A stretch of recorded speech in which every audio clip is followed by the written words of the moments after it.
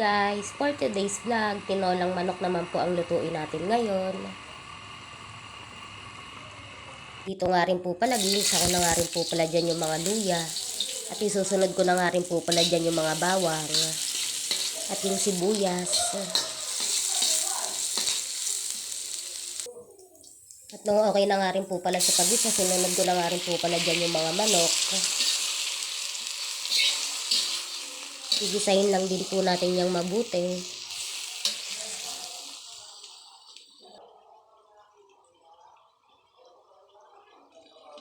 At nung nagisa ko na nga rin po pala yung mga manok, ilalagay ko na nga rin po pala dyan yung mga sayote. At halo-haluin nga lang din po pala natin yan hanggang sa magisa. At maglalagay na nga rin po pala ako dyan ng isang mangkok na tubig.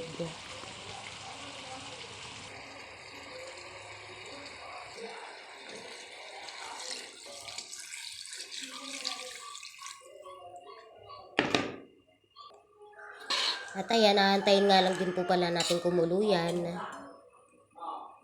At maglalagay na nga rin po pala ako dyan ng pampalasa. Maglalagay nga lang din po pala ako ng asin, magic sarap, bechin, tsaka po ng pamintang pino. Wala nga rin po pala akong pamintang buo, kaya pamintang pino na lang po ang ilalagay ko. Pagpasensyahan nyo na nga lang din po pala yung boses ko, sinisipon po kasi ako.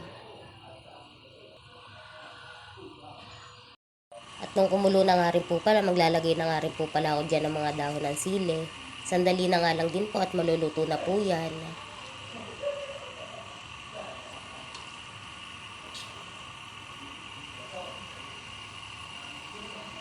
At ayan, luto na nga rin po pala yung tinolang manok natin. Maghahain na nga rin po ako dyan.